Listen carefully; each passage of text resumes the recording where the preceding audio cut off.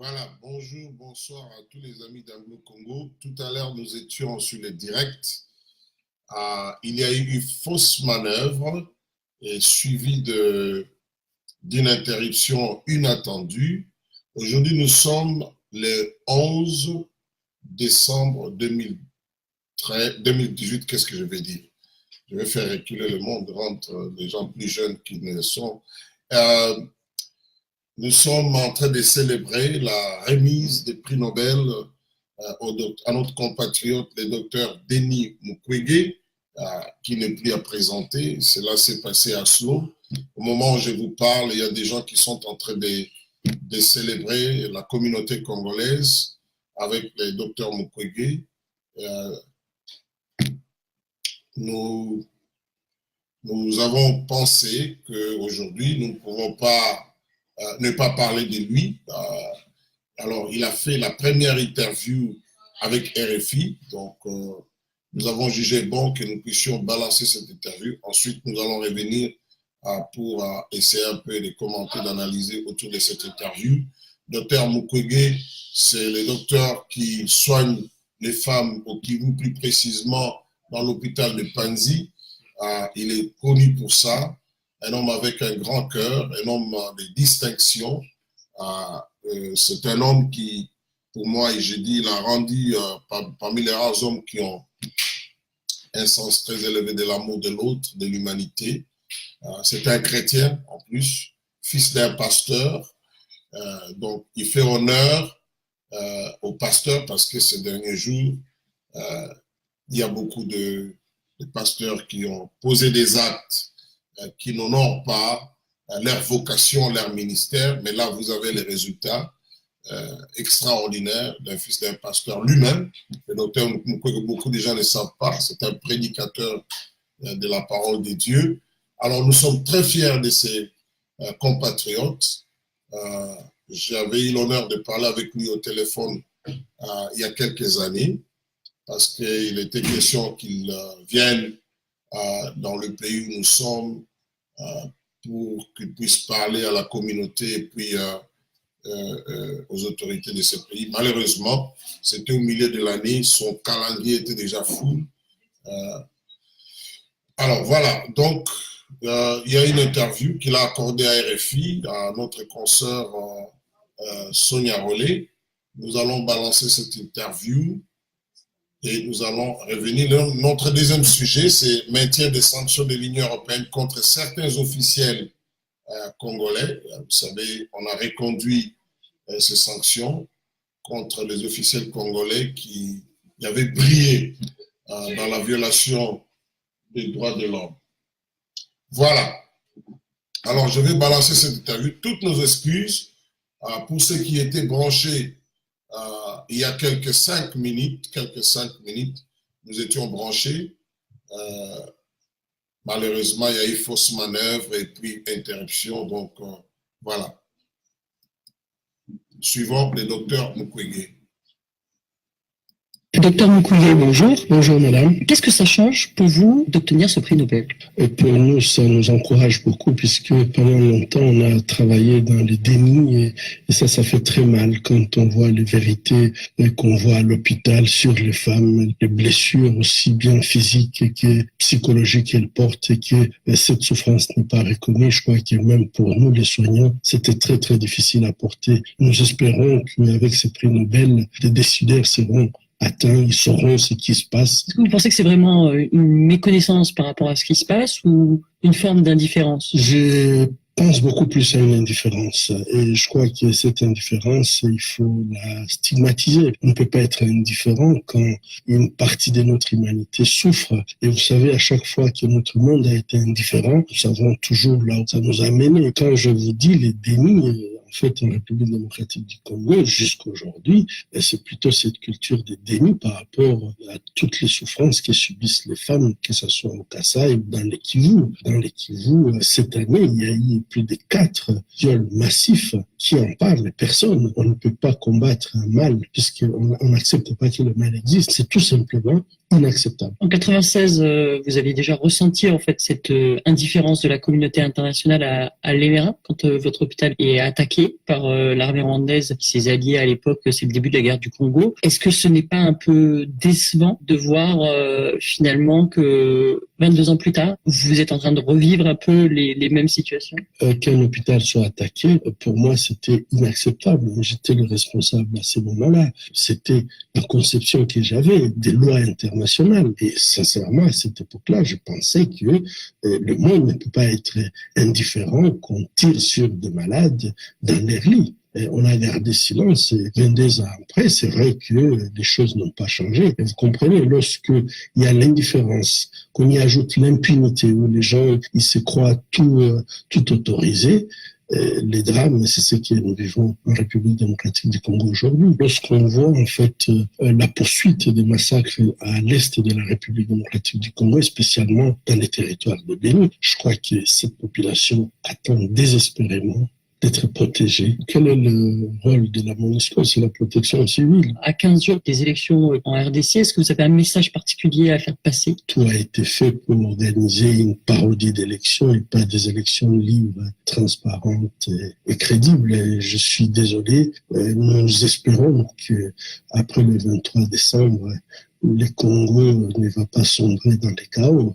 Je crains beaucoup que s'il y a déjà des protestations avant les élections, qu'après les élections, les gens soient surchauffés. Aujourd'hui, je crois que la communauté internationale devrait prendre sa responsabilité et quand même prendre une position et pas accompagner tout simplement, sachant que nous allons dans le mur. Pourtant, il y a eu un investissement massif de la communauté internationale au Congo. Il y a plus d'1 milliard par an qui a été investi dans ce pays pour que la paix et la démocratie s'instaurent. Est-ce que pour vous, c'est un échec? Je crois que quand vous voyez les 5 objectifs, par exemple, que s'était fixé la transition, moi je dirais que c'est la réunification seulement du pays qui a été réalisée, mais la pacification, créer les institutions fortes, une armée intégrée n'ont pas été atteints. Et il ne faudrait pas qu'on soit étonné en 2006, quand on sait que la communauté internationale accompagne le processus démocratique au Congo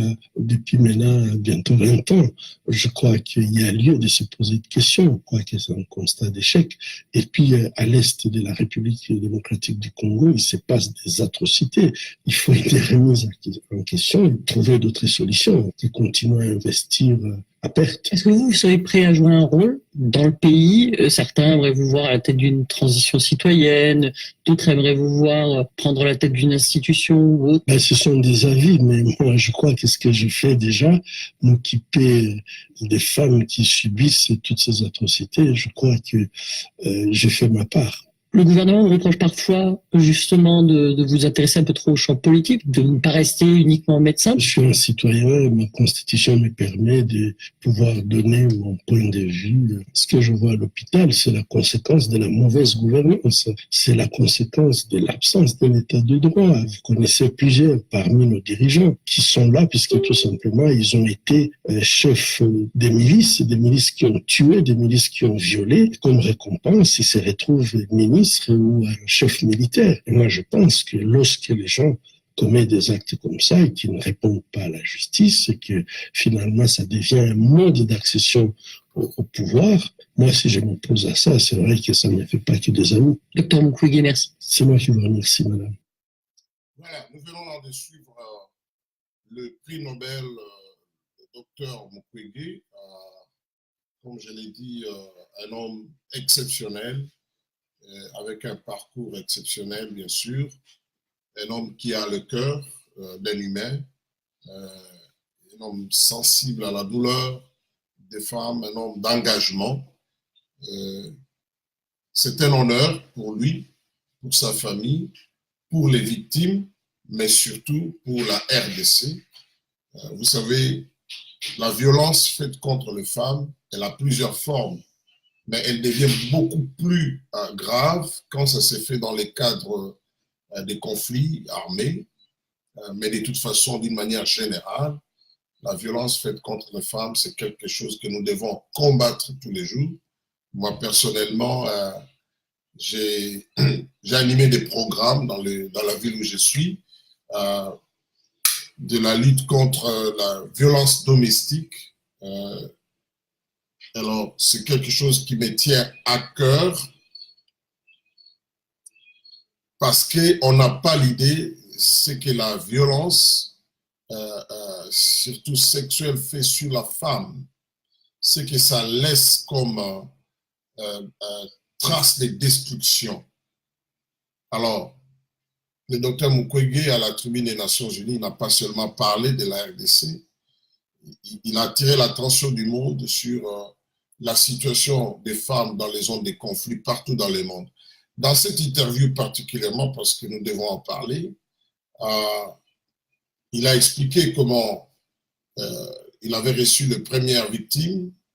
Il pensait que ça allait s'arrêter, alors que ce n'était qu'un début de quelque chose qui allait prendre des décennies. 20 ans durant, nous avons vécu dans cette situation où on a traité des êtres humains moins que les animaux. Moins que les animaux. Et quand il parle il pensait que bon, c'est juste quelque chose d'isolé.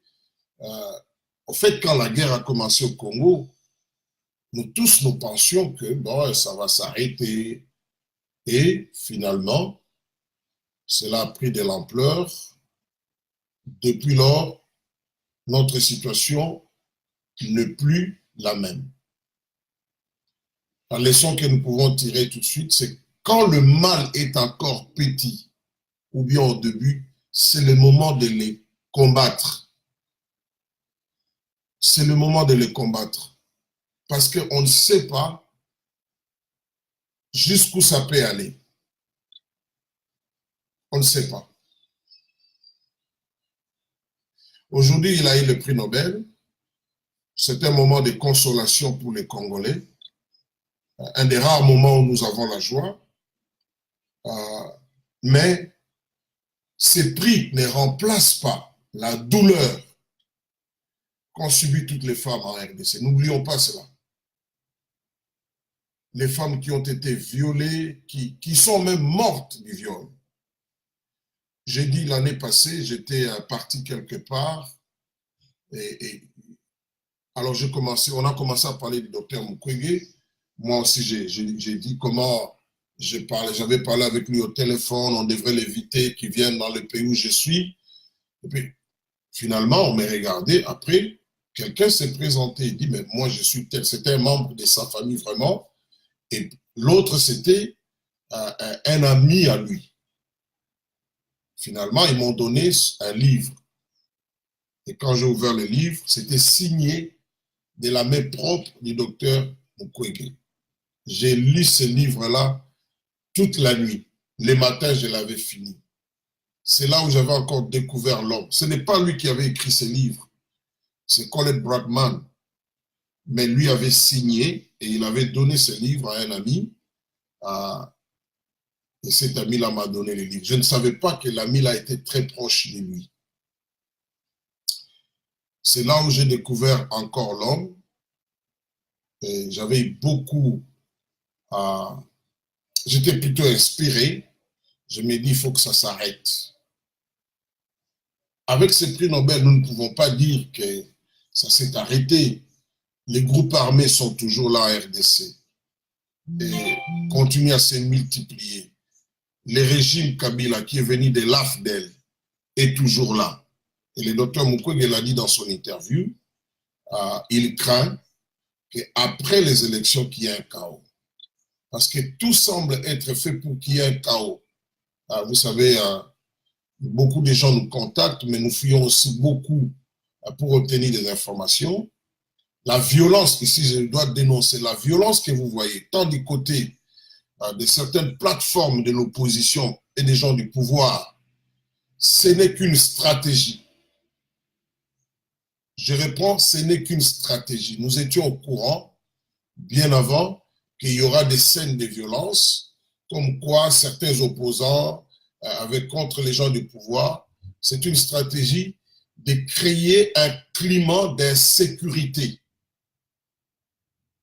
pour qu'il n'y ait pas élection. Parce que Kabila, malgré toutes les assurances qu'il donne pour la tenue d'élection, malgré tous les efforts qu'ils ont faits, en retard bien sûr, leur stratégie, c'est en parallèle rendre la tenue d'élection impossible. J'en veux l'interview accordée à la presse par Corneille Nangaa. Corneille Nangaa, j'ai lu ça dans Washington Post. Corneille Nangaa dit quoi? Vous êtes président de la CENI. Il dit, le 23 décembre, nous aurons les élections. Mais lui-même, Nangaa, il dit qu'il craint que pendant qu'il y a élection, pendant que les gens seront en ligne dans le bureau de vote, qu'il y ait des terroristes qui viennent et qui tirent sur les électeurs. Quand on connaît ce que ce régime a préparé, il y a un journal américain de Foreign Policy, il y a quelques mois, les journalistes de Foreign Policy étaient parvenus à parler à certains chefs de guerre à l'est de la République. Ces gens ont dit que 2 généraux étaient venus de Kinshasa pour les rencontrer, pour leur dire qu'il n'y aura pas élection. Préparez-vous plutôt à des combats. Je vous ai parlé de l'histoire d'Ebola à l'est de la République. Cette histoire, moi, j'ai toujours suspecté, parce qu'Ebola, c'est quoi? C'est une maladie virale, donc qui vient d'un virus. Le virus, on peut faire sa culture et puis on peut aller répandre ça quelque part. Tout, et ceux qui me suivent, je disais qu'il faut faire très attention. Ce régime est capable de tout pour justifier la non-tenue d'élection ou bien la tenue d'élection chaotique. On vient d'arrêter un garçon rappeur, musicien à l'est de la République. Bon, on ne sait même pas s'il a envie. Hein. Tout simplement parce qu'il a chanté par rapport aux élections et il a été enlevé. Parlons même pas d'arrestation parce que c'est un enlèvement. Donc, tout ce qu'on nous présente, Nangaa, il nous présente, voilà, les matériels et tout ça, nous allons aux élections, c'est du bluff. Je dis bien, ils ne font pas ça avec leur volonté. C'est pour apaiser la communauté internationale. Mais en réalité, le pouvoir en place fait tout pour qu'ils se maintiennent. Et leur plan B, au cas où Kabila ne pourra pas se maintenir, ils le disent clairement, ils viennent avec le plan de Poutine et Medvedev. Donc, les genres d'élections qu'ils veulent donner aux Congolais, après tout ce que nous avons subi, c'est de la fraude. Kabila, Chadari passe, mais en réalité, celui qui sera aux commandes, ça sera Kabila lui-même, c'est-à-dire que la souffrance des Congolais va... Parce que Kabila est arrivé au point où il ne peut plus faire du bien aux Congolais. C'est à moins d'un miracle divin.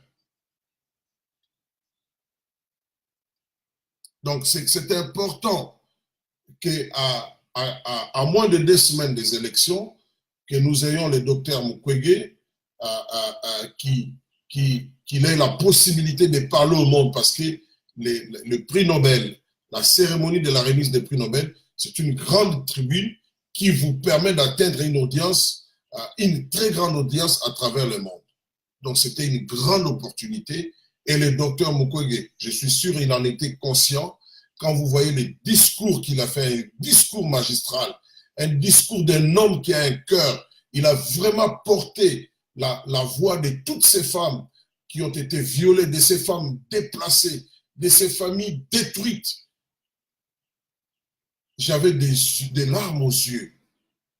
J'ai décidé, parce que ça s'est passé tard chez nous, j'ai décidé de montrer ça à mes filles pour leur dire que dans la vie, il y a des gens, des valeurs, des gens qui donnent la valeur aux femmes. J'allais même dire des gens qui donnent de la valeur à la vie humaine. Parce que comment voulez-vous, vous pouvez dire, vous respectez la vie humaine, si vous ne respectez pas la femme, la vie humaine sur la terre des hommes ici vient par la femme. Quand je vis ça, j'avais des larmes aux yeux. Il a très bien parlé. Il a vraiment porté le message, mais ce n'est pas encore la fin. Nous devons continuer à dénoncer le mal. Continuer à dénoncer le mal.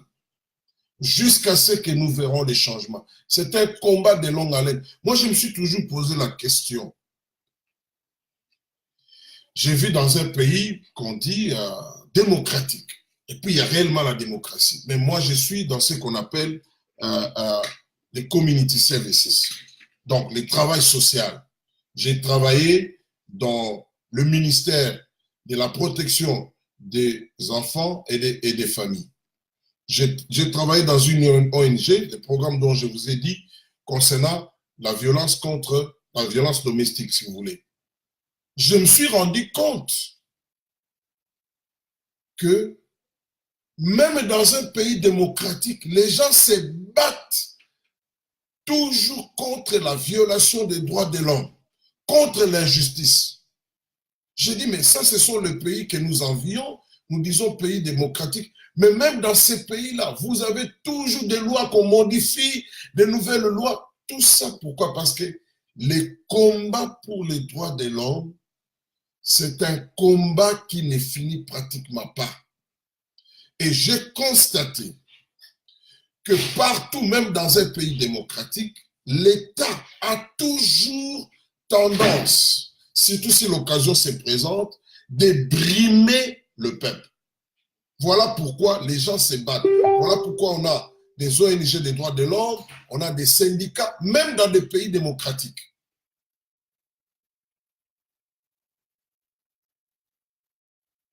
Même dans des pays démocratiques.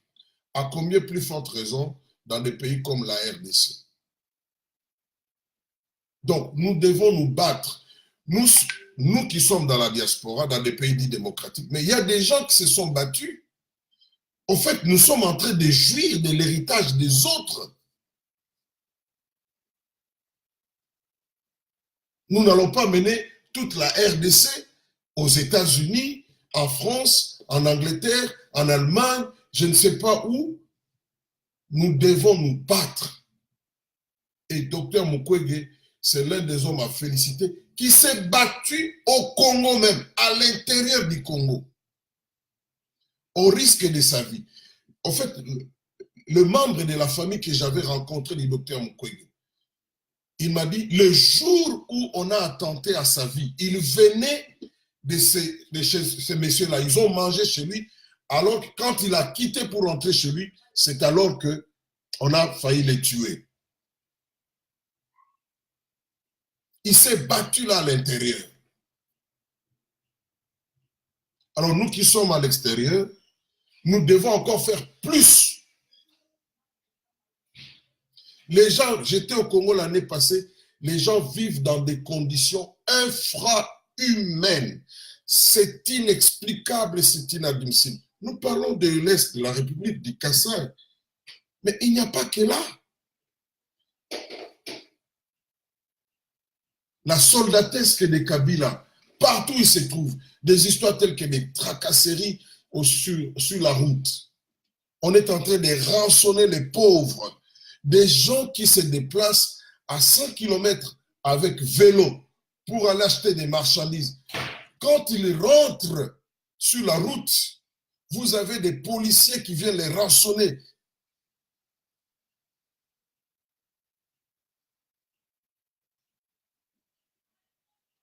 Dans un pays où nous avons tout pour en tout cas vivre mieux que d'autres nations.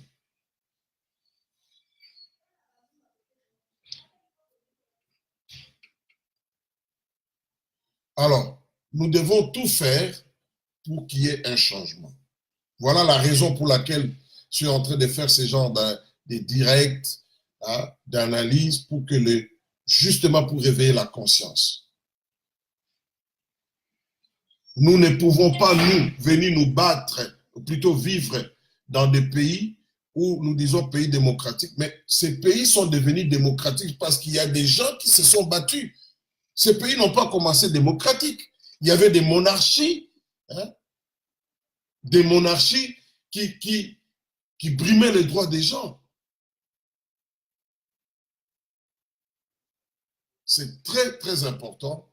Et le docteur Mukwege est l'un des Congolais qui s'est beaucoup battu. C'est un combat qui est permanent. Jusqu'à ce que ça va... Parce que les problèmes, il faut que ça devienne une culture. Le respect des droits de l'homme. Il faut que ça devienne une culture. Ce n'est pas seulement une histoire à aller étudier. Moi, j'ai compris que c'est devenu une culture. Quand ça devient une culture, c'est difficile que quelqu'un vienne s'imposer en violant les droits de l'homme dans votre pays.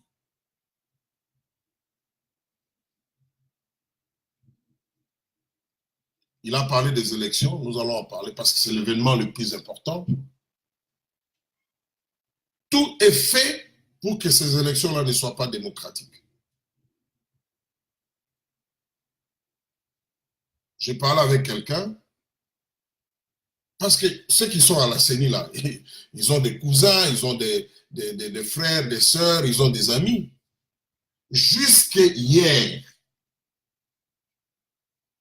ces gens-là n'ont pas pu déployer leurs fameuses machines à voter partout dans le pays. Jusqu'à hier. Pas seulement les machines à voter, même d'autres matériels.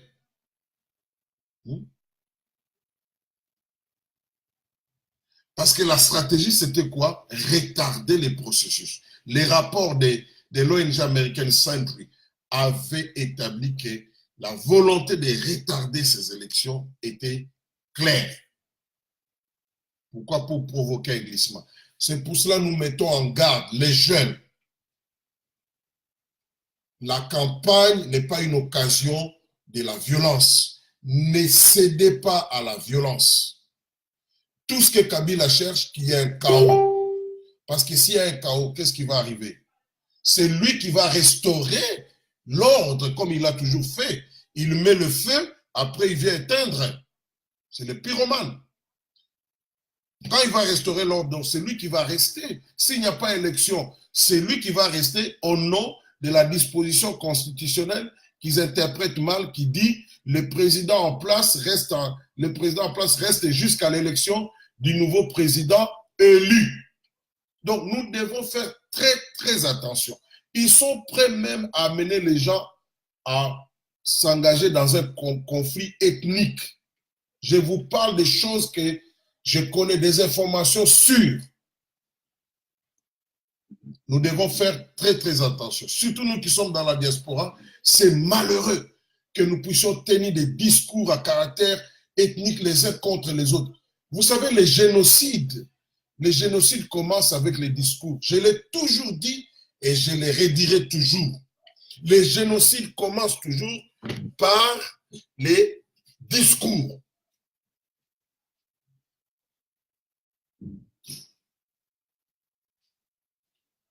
L'autre jour, j'avais donné les étapes qui conduisent au génocide. Nous sommes contre la balkanisation, mais nous sommes en train de nous balkaniser entre nous.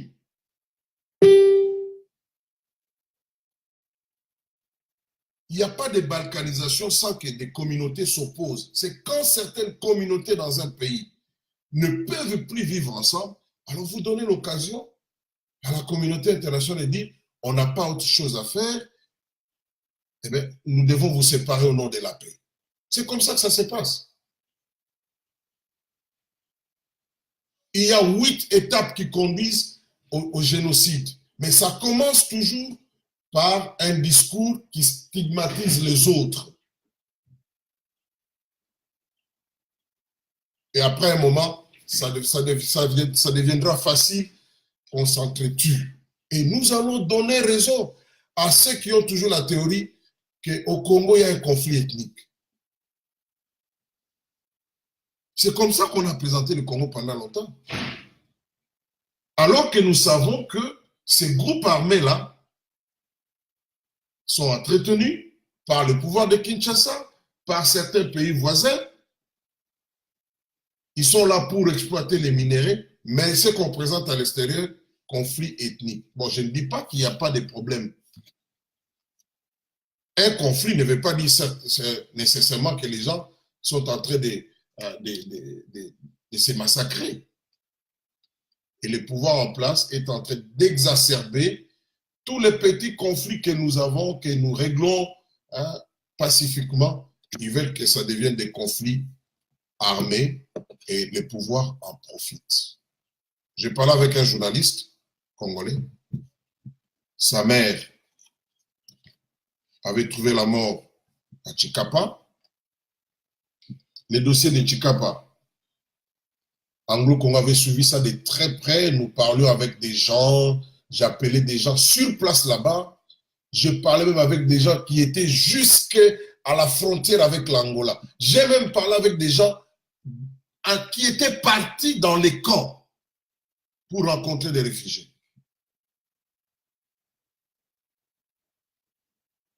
Mais vous n'avez aucune idée ce que le pouvoir a fait. J'ai rencontré un pasteur qui était vers la frontière. Je l'ai rencontré 3 fois. Je lui ai posé des questions. Il m'a expliqué comment il avait fait fuir sa femme, comment lui-même finalement il avait fui. Il m'a dit qu'il y avait des corps qu'on n'avait pas enterrés.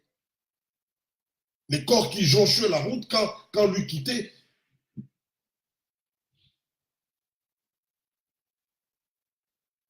Et tout ça, Kabila l'a fait. Il va à la tribune des Nations Unies, il parle des terroristes. Pourquoi? Parce qu'il veut faire voir aux Américains, comme dans la politique étrangère des Américains, la lutte contre le terrorisme est une priorité. Alors lui veut se présenter en partenaire pour faire la lutte contre les terroristes avec les Américains. Et ces terroristes-là, ce sont les victimes, d'abord, c'est des gens que lui a armés, des milices. Et par la suite, ces gens-là, il les arrête comme il fait maintenant. Les militaires qui avaient tué les gens au Kasaï là-bas, la vidéo que nous avons vue sur New York Times, mais il y a des militaires là qui ne sont jamais arrêtés. Les généraux qu'on a affectés à Mbandaka, qui étaient au Kasaï, étaient impliqués dans ces histoires-là.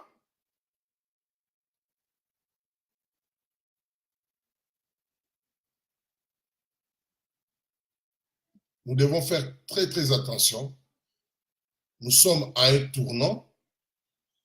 Ne venons pas avec des bêtises, s'il vous plaît, je m'excuse. C'est vrai qu'il y a la campagne, mais n'oublions pas que ce pays-là peut s'embraser sérieusement.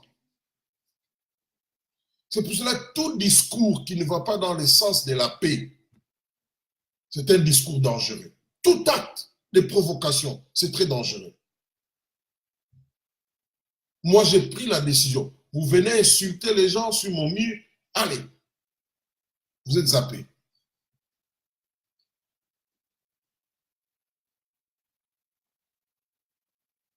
Nous avons tellement souffert que nous puissions continuer. Faire la campagne, ce n'est pas une mauvaise chose.